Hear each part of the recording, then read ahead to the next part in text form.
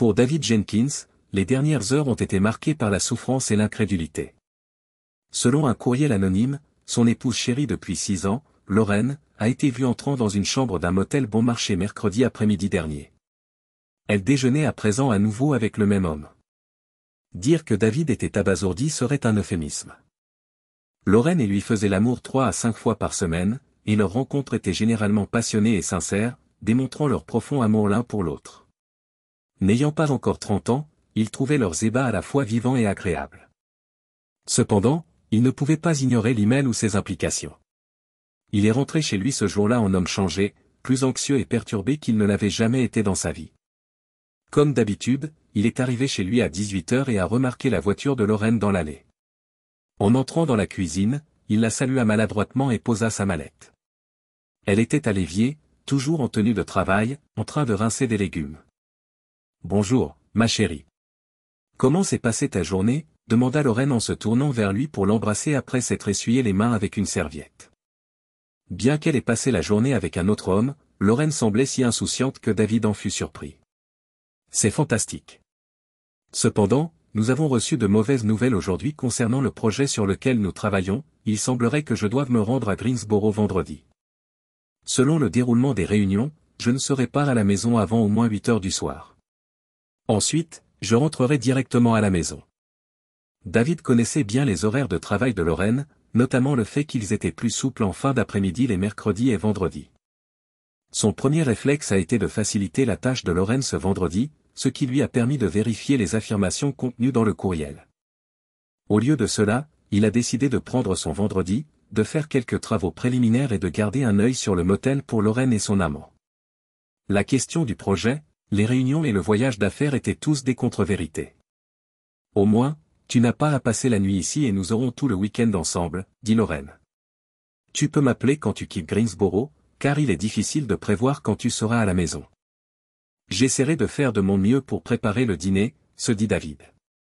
Même s'il avait prévu un voyage d'affaires imprévu, il n'aurait pas remarqué ni même envisagé à quel point Lorraine était prévenante en organisant un repas en commun. Maintenant, il se demande si elle ne lui a pas demandé un délai de 2 heures pour effacer toute trace de son amant. « Bien sûr, je t'appellerai dès que j'aurai une idée plus précise de la date à laquelle je quitterai Greensboro.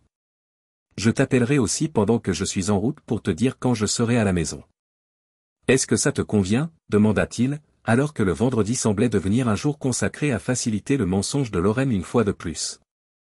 David voulait que Lorraine se sente à l'aise, croyant qu'il n'aurait pas l'occasion de la rattraper si le courriel était exact et que c'était bien elle qui se trouvait au motel.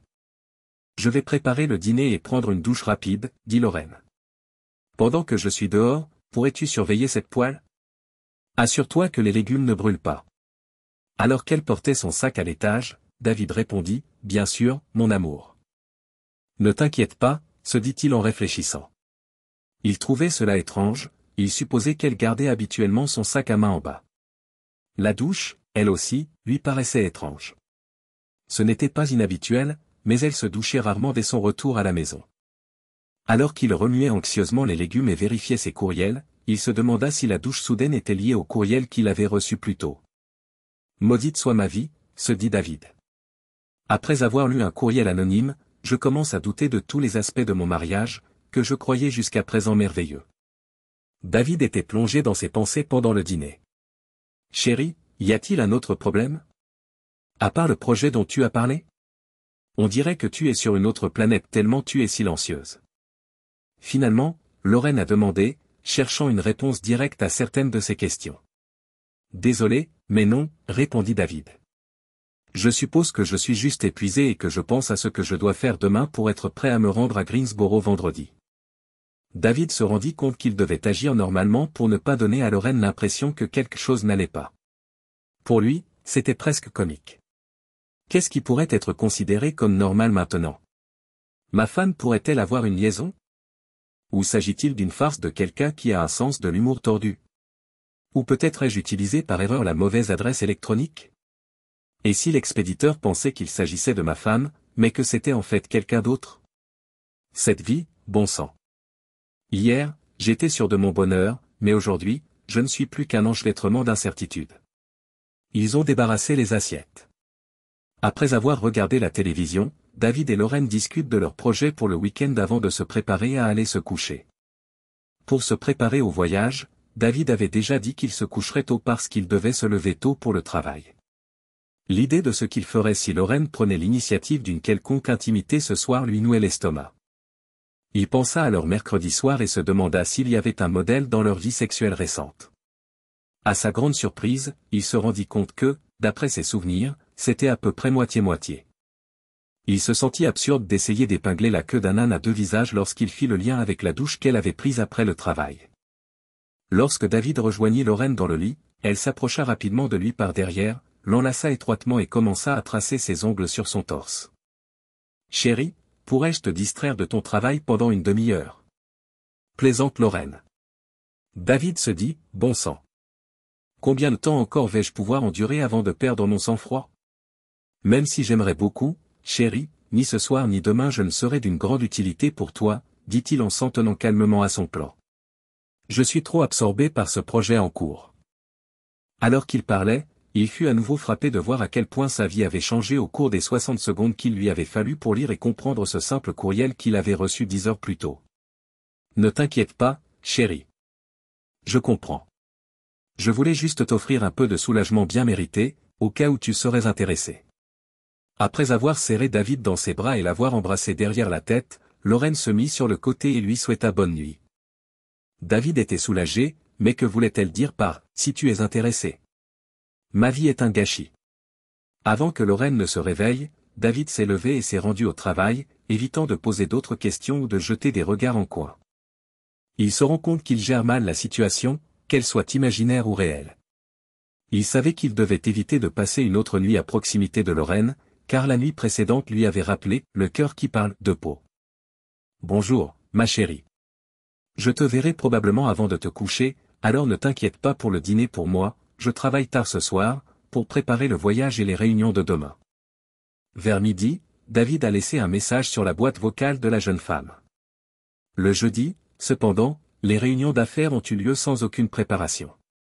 Par nature et par profession, David est un organisateur et un planificateur. Ainsi, même s'il ne disposait pas de preuves concrètes de l'infidélité de sa femme, il voulait que tout soit en ordre. Il a cherché en ligne des appareils d'enregistrement et a contacté plusieurs avocats jusqu'à ce qu'il en trouve un qui puisse le rencontrer le lendemain. Après avoir décidé de ce qu'il voulait acheter, il a cherché des magasins proches qui proposaient des appareils similaires et en a choisi un qu'il a visité avant de rentrer chez lui. Bien que le cœur et les pensées de David soient manifestement ailleurs, il est suffisamment compétent dans son travail pour que personne ne s'interroge sur ce qui se passe.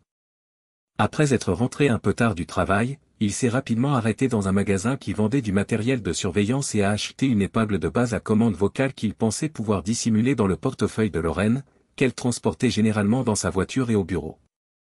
En outre, jusqu'à ce que Lorraine aille se coucher, il a apporté du travail à la maison pour maintenir la façade qu'il se préparait pour le voyage du lendemain. Il l'a saluée en lui disant « Bonjour, ma chérie ».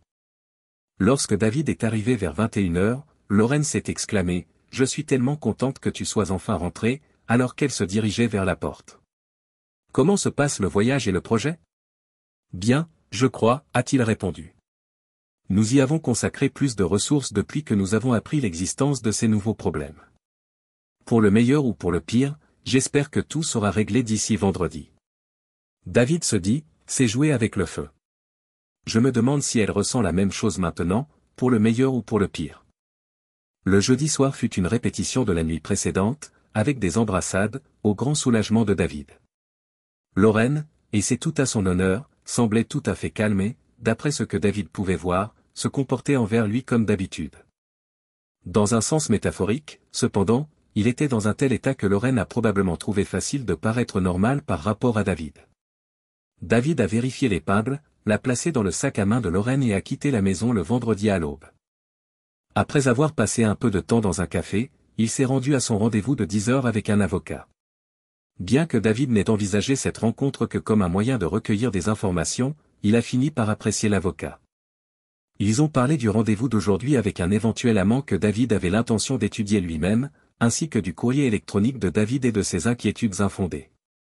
Il a admis que tout ce qu'il avait, c'était ce maudit courriel, et qu'il n'était donc pas très judicieux de dépenser des milliers de dollars en matériel de surveillance ou d'engager un détective privé.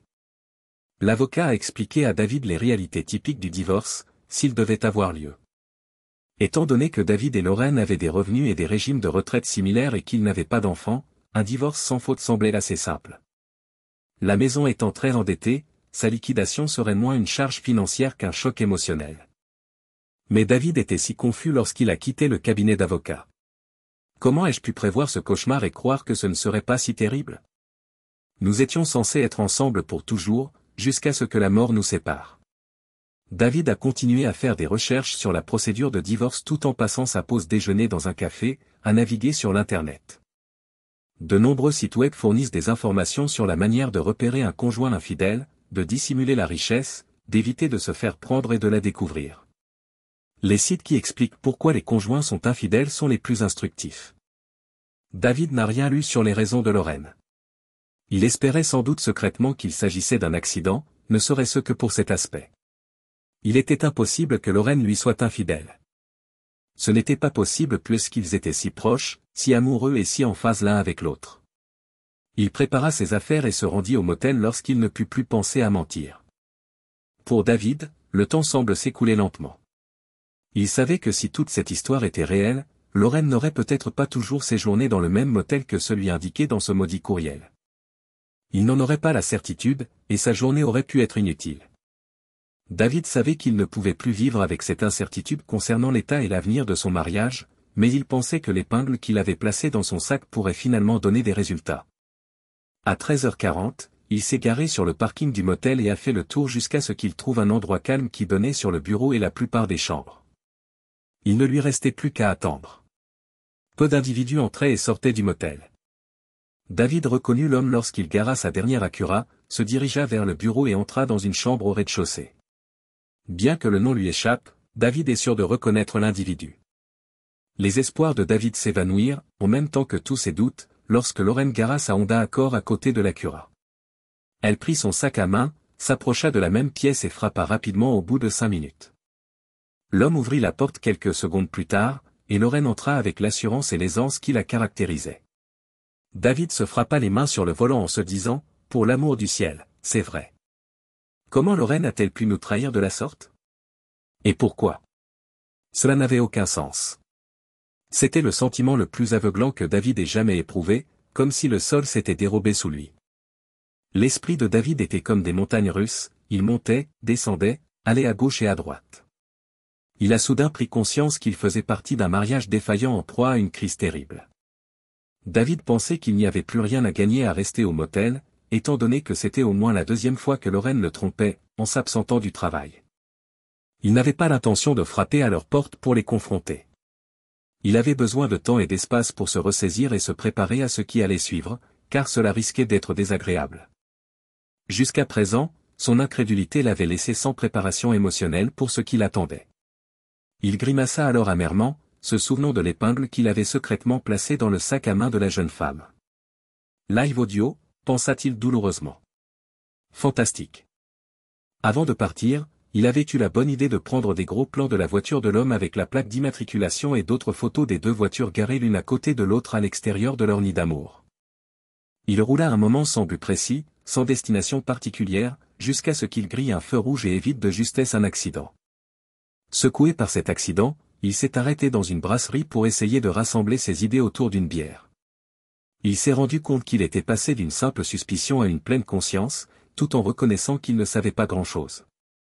En outre, il ignorait l'identité de cet homme, la durée de la liaison et, surtout, les raisons qui la motivaient. David et Lorraine étaient fiancés, mariés et exclusifs depuis plus de 7 ans. Il avait suffisamment de preuves pour la confronter, mais pas assez pour discerner si les explications de Lorraine étaient vraies. Malgré la gêne occasionnée par l'écoute de l'enregistrement d'aujourd'hui, il savait qu'il devait s'abstenir de parler à Lorraine tant qu'il n'aurait pas récupéré l'épingle dans son sac. De plus, il savait que si Lorraine, censée être en voyage d'affaires, voulait être intime plus tard, il ne pouvait pas être près d'elle. Invoquant le voyage, il avait évité ses avances toute la semaine. Son excuse toute trouvée allait disparaître, et Lorraine deviendrait probablement plus suspicieuse s'il continuait à refuser l'intimité. Alors, que dois-je faire? Réfléchit-il. J'ai besoin de cette épingle, je dois m'assurer qu'il y a quelque chose dessus immédiatement, et ensuite je pourrais disparaître pendant quelques jours pour évaluer la situation.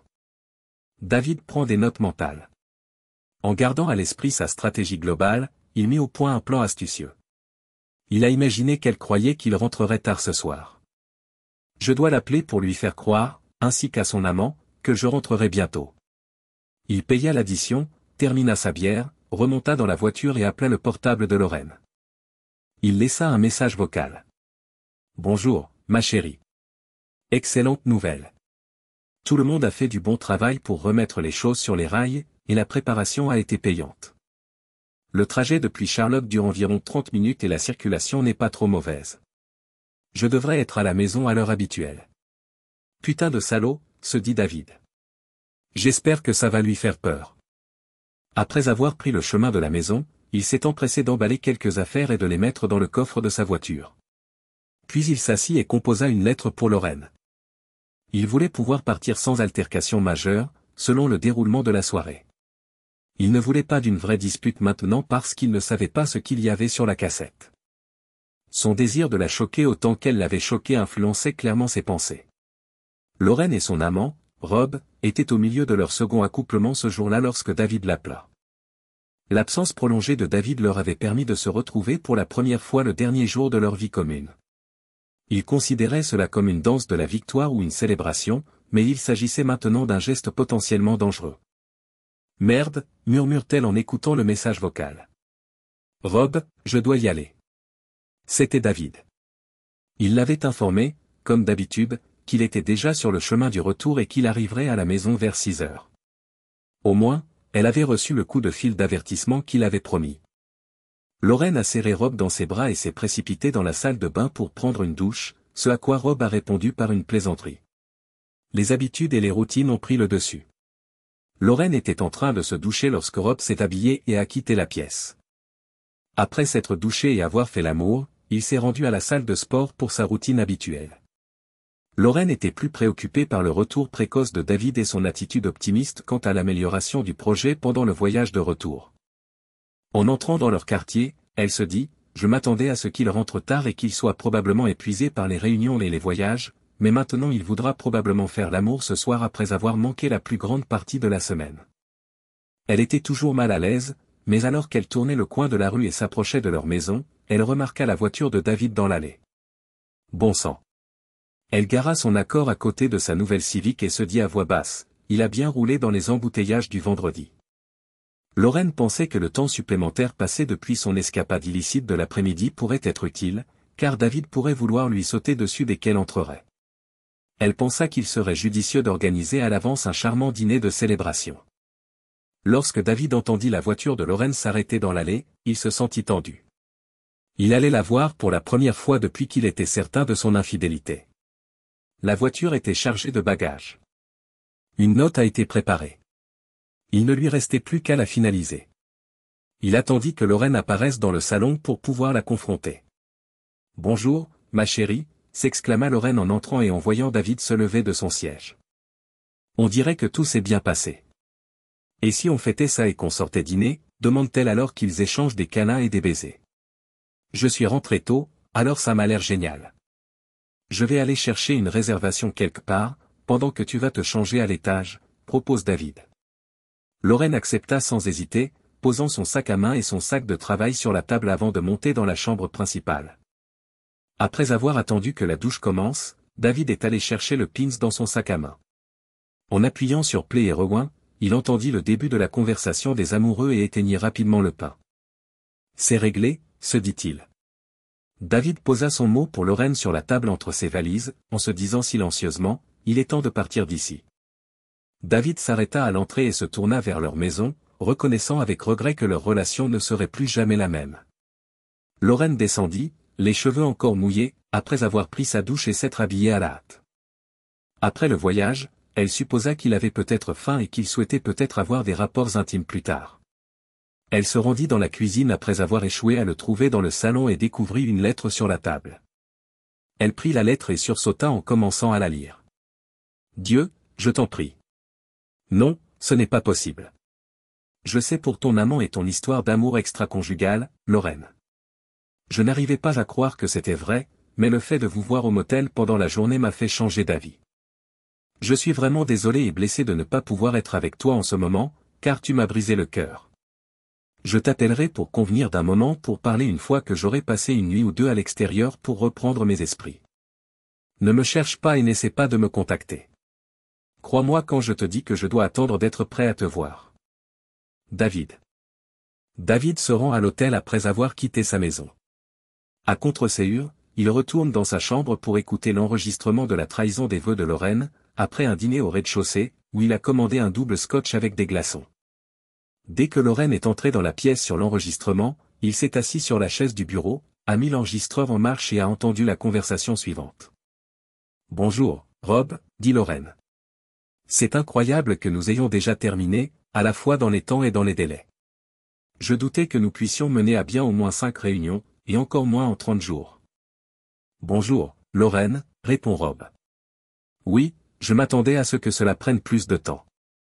La planification et la préparation ont pris plus de temps que l'exécution proprement dite. C'est le résultat d'une planification minutieuse, je suppose. Je suppose que c'est le cas, dit Lorraine. Je dois admettre que je suis soulagé que tout soit terminé. Les liaisons à long terme se terminent généralement de manière désastreuse, et je comprends pourquoi, le stress de la dissimulation de notre relation m'atteignait. Oui, c'est la même chose ici, acquiesce Rob. Même si ma femme n'est pas au courant, je peux voir comment cela pourrait rapidement s'effondrer. David ne sera en ville que tard dans la nuit, n'est-ce pas?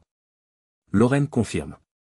Pour célébrer notre réussite et conclure les choses de manière spectaculaire, j'ai pensé que nous devrions prendre un verre ensemble aujourd'hui. Rob, ce n'est pas très convaincant, taquine Lorraine. Nous ne faisons rien de nouveau qui n'ait été prévu, mais je suis d'accord. David entendit les doux gémissements et les baisers de Lorraine tandis qu'elle et Rob se séparaient. Rob, c'est vraiment adorable, murmure Lorraine. Oh, comme c'est merveilleux. C'est ça. J'ai entendu le lit craquer et j'ai su que c'était mon tour. D'accord. C'est parti. J'espère que le premier tour se passera bien et qu'il sera stimulant, encourage Lorraine. Ce sera intense, lui a assuré Rob. Depuis l'arrivée du bébé, ma femme n'a pas eu d'activité sexuelle. Ta langue est incroyable. David a écouté la liaison entre Lorraine et Rob pendant 1h30 et a été frappé par deux choses. Tout d'abord, David n'arrivait pas à comprendre que Lorraine puisse risquer son mariage pour quelque chose d'aussi banal, l'intimité semblait routinière et banale. Ils n'ont rien fait de particulièrement aventureux ou érotique, et Rob a utilisé des préservatifs. Deuxièmement, ni l'un ni l'autre n'ont dénigré leur conjoint ou parlé d'eux en mal. David était convaincu de la véracité de leur liaison. Même après 5 rencontres, il ne comprenait toujours pas pourquoi ils s'étaient rencontrés. David et Lorraine ont tous deux passé un vendredi soir sans dormir. David a fini par céder, réalisant que l'enregistrement n'offrait rien de plus. Il envoie un texto à Lorraine, décidant de prendre son week-end. Si tu es d'accord, je passerai chez toi à 11h pour parler, écrit-il. Lorraine a attrapé son téléphone en entendant le ping d'un message entrant. En effet. Rentre à la maison, s'il te plaît. Je m'excuse sincèrement de t'avoir fait du mal. La réponse de Lorraine n'a pas été prise en compte par David. Il arriva un peu avant 11h du matin, se traîna jusqu'à la porte d'entrée et sonna. Lorraine ouvrit la porte. Ne sonne pas chez toi, David, lui dit-elle. Je me suis senti mal à l'aise en entrant, a répondu David. Pouvons-nous discuter des prochaines étapes à la table de la cuisine? Lorraine s'est hérissée devant la tournure de la conversation et le ton professionnel de David. Le temps semble s'être arrêté lorsqu'ils s'assoient l'un en face de l'autre à la table. Après s'être éclairci la gorge, David a posé une question qui a complètement choqué Lorraine. Réfutez-vous les informations que j'ai recueillies sur votre relation avec Rob? Alors qu'elle réfléchissait à la question de David et notait l'intensité et le sérieux de son comportement, Lorraine s'est mise à pleurer. Elle pensait que cette discussion était nécessaire pour aider David à comprendre que sa liaison avec Rob n'était qu'une tentative de prouver quelque chose à leur collègue, et que cela n'avait pas affecté les sentiments qu'elle éprouvait pour lui. David n'était au courant que des rapports sexuels sans importance, et non des conversations professionnelles qui avaient conduit Rob et Lorraine à vouloir tromper leurs collègues. Avant de continuer, David, tu dois comprendre que Rob et moi avons fait cela simplement pour démontrer que nous pouvions avoir une liaison sans que personne ne le sache. Il y a quelques mois, nous étions nombreux au travail à discuter des liaisons, de la façon dont elles sont presque toujours découvertes et des terribles perturbations qu'elles causent dans les mariages. Il y avait deux camps dans le débat. Certains pensaient que toute relation dépassant le stade de l'aventure d'un soir finirait par être découverte. D'autres pensaient qu'avec un peu d'organisation et, bien sûr, une bonne dose de tromperie, il était possible de cacher quelque chose de plus qu'une aventure d'un soir. Après avoir décidé que Rob et moi appartenions à cette dernière catégorie, nous avons discuté des précautions essentielles à prendre. Attendez un peu. Vous voulez dire que ce n'était qu'un jeu ou une expérience ? Pour tester votre capacité à avoir une liaison sans que personne ne s'en aperçoive ? En effet. C'est à peu près ça. Cela a commencé par des conversations qui se sont transformées en jeux. Nos théories, discutées au cours de plusieurs déjeuners, se sont développées naturellement. Finalement, nous nous sommes convaincus que nous pouvions réussir en entrant dans les moindres détails. Mais le piège était que pour réussir vraiment, personne ne devait jamais savoir ou découvrir ce que nous avions fait. En d'autres termes, sachant que Rob aimait sa femme autant que je t'aime, et que ce jeu, si vous voulez, n'avait aucune incidence sur nos relations, nous avons décidé de tester notre stratégie. Elle n'impliquait que du sexe. En outre, nous avons décidé que le test durerait au moins 30 jours et comprendrait au moins 5 rencontres. Mais David, ce n'était que du sexe. Il n'y avait absolument aucune affection entre nous. Nous adorons nos partenaires. Nous n'avons jamais compromis nos mariages en nous engageant dans quelque chose de sexuel dont nous ne discuterions pas avec eux. Vous voulez dire que cela n'a pas compromis le mien ? Je n'ai plus la femme fidèle que j'avais autrefois. En effet. Maintenant que vous connaissez la vérité, je suppose. Mais vous auriez pensé que j'étais fidèle si vous ne l'aviez pas découvert. C'était du sexe sans importance pour moi. Et je ne t'ai jamais refusé le sexe après que Rob et moi ayons été ensemble pendant un mois entier. Fantastique, Lorraine. Quelques secondes de chaos, mais aucun mal n'a été fait. Je me sens si chaude et confortable à l'intérieur en ce moment. Écoute, je m'excuse vraiment de t'avoir blessé. Je sais que tu souffres, et entendre tout ça doit être terrible.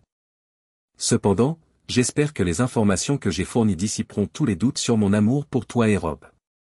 C'est simplement un collègue avec qui j'ai couché. Mais c'est tout ce que c'était. Juste du sexe. Pas d'affection. Pas d'émotion. C'est seulement parce que vous avez réalisé à quel point c'était horrible. Rob et moi étions extrêmement prudents, persuadés que nous ne serions jamais découverts, et nous n'avons jamais imaginé que cela aurait un impact négatif sur nos mariages. D'accord. C'est une longue histoire, mais en substance, vous avez dit que vous aviez eu des relations sexuelles avec un autre homme que votre mari environ 5 fois et que vous m'aviez trompé pendant un mois. Vous aviez l'intention de garder cette liaison secrète pour le reste de notre vie. Je reviens à ma question initiale. Je suppose que vous ne contestez aucun des détails horribles que j'ai découverts sur vos interactions avec Rob. La répétition directe de ces explications fit s'affaisser légèrement Lorraine. En effet. Les faits sont ce qu'ils sont, je suppose, mais les motivations qui les sous-tendent devraient compter. Il ne s'agissait que de sexe. De plus, ce n'était même pas un rapport sexuel né d'un désir mutuel. Il n'y avait pas de désir entre nous. Nous avions juste besoin de faire l'amour pour prouver que nous pouvions le cacher. Pour nous deux, le sexe n'avait aucun sens. David était partagé entre la question de savoir si Lorraine avait toujours eu des croyances aussi absurdes ou si elle avait pris une dose de pilules insensées le mois précédent. D'après l'excuse bidon que tu m'as envoyée, je crois sincèrement qu'il n'y a pas eu beaucoup de passion entre vous deux, David. C'est le point essentiel. La passion était absente. Ce n'était que du sexe. Même si je sais que tu es blessé, je suis déterminé à arranger les choses. Attendez une seconde. C'est quand même absurde. Tu devrais voir clairement que toute cette rationalisation est absurde et qu'il ne s'agissait que de sexe. Lorsque nous avons décidé d'être exclusifs, nous avons parlé de fidélité. Nous avons longuement discuté de la fidélité lorsque nous avons parlé du mariage, et une fois de plus avant que je ne fasse ma demande, après que nous nous soyons fréquentés exclusivement pendant environ 1 an. Dans nos vœux de mariage, plutôt insensés, et lors de la consultation prénuptiale, nous nous sommes promis une chose en particulier, la fidélité. Je ne me souviens pas avoir entendu dire qu'il s'agissait simplement d'un stratagème pour s'évader sexuellement. Lorraine a compris qu'il ne servait à rien de discuter de leur passé. Tu as raison, David. Oui, nous avons longuement discuté de la fidélité. J'essaie d'affirmer que, compte tenu de notre affection, nous sommes alignés sur ce qui compte vraiment. Au cours des 7 dernières années, je n'ai aimé que toi et je n'ai jamais eu d'affection pour Rob. Si tout cela avait eu un sens, Rob et moi aurions pu jouer au Yahtzee 5 fois par mois. Ce n'était que du sexe, mais la liaison clandestine n'aurait pas pu exister sans cela. Tout semblait provenir de ces pilules qui abrutissent l'esprit, et c'est alors que David a entendu les mots de Lorraine. Pourquoi n'avez-vous pas simplement joué au Yahtzee, alors? Ou peut-être que vous auriez dû jouer au backgammon. Ou faire autre chose que de faire l'amour?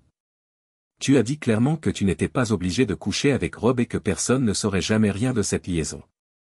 Si vous aviez fait autre chose dans cette chambre d'hôtel, cela aurait quand même senti la liaison. Alors, travail bien fait. Vous n'aviez pas besoin de sexe pour prouver que vous pouviez avoir une liaison. Quoi qu'il en soit, il y a eu culpabilité parce que vous deviez toujours cacher vos actes à vos conjoints. Que vous ayez eu des relations sexuelles ou non, vous avez quand même dissimulé le fait de quitter le travail plus tôt. En réfléchissant au défi lancé par David, Lorraine penche la tête sur le côté. Elle se sentait sombrer rapidement et ne trouvait rien d'autre à dire pour contrer son argument. Le fait que Rob et Lorraine aient eu des relations sexuelles n'avait pas vraiment d'importance, car personne n'était censé le savoir. La liaison, avec toutes les réunions et les manœuvres secrètes à l'hôtel, suffisait à gagner leur petit pari non médiatisé. Alors, pourquoi a-t-elle fait l'amour? David, je ne sais vraiment pas. Je n'ai jamais envisagé cet aspect de la confidentialité. Nous avons orchestré cette liaison clandestine pour tester nos capacités. Nous avons ensuite décidé de mener ce plan jusqu'au bout. Mais, Lorraine, tu as minimisé tes actions toute la journée avec des phrases comme « juste un peu » ou « juste une seconde ». En vérité, ce que tu as fait cause un réel préjudice à notre mariage, peut-être le pire que l'un de nous puisse faire. Tu ne sembles pas reconnaître que c'est peut-être pire que de coucher avec un autre homme 5 fois par mois. Tu donnes presque l'impression que ce n'est arrivé que 5 fois et que ce n'est donc pas grave. Eh bien, je pense que c'est incroyablement important. Puisque nous n'avançons pas, je vais partir pour l'instant. David est sorti et est retourné à l'hôtel. Il a évité le travail le lundi et a commencé à réfléchir aux affirmations de Lorraine. Il s'étonne qu'elle ait si peu réfléchi à sa dévotion, la mettant de côté uniquement pour gagner un pari fictif contre ses collègues ignorants. Pour elle, ce n'était qu'un jeu, c'est suffisant pour moi, se dit David. Je pourrais rester ici à me torturer, à essayer de comprendre pourquoi elle a fait ce qu'elle a fait. Mais ça ne sert à rien. C'était plus que du sexe. Elle avait trahi les promesses qu'elle lui avait faites, les précieux vœux qu'elle s'était engagée à tenir jusqu'au jour de sa mort. En fin de compte, ce qui a le plus surpris David, c'est à quel point il se sentait à l'aise avec sa décision. Il ne s'était jamais senti aussi bien depuis qu'il avait reçu cet email exaspérant. Lorraine, qui n'est pas du genre à abandonner facilement, a rapidement accepté une autre réunion le lendemain. Qu'est-ce que c'est? Demande-t-elle en jetant un coup d'œil rapide sur une pile de documents. C'est juste un divorce, répond David.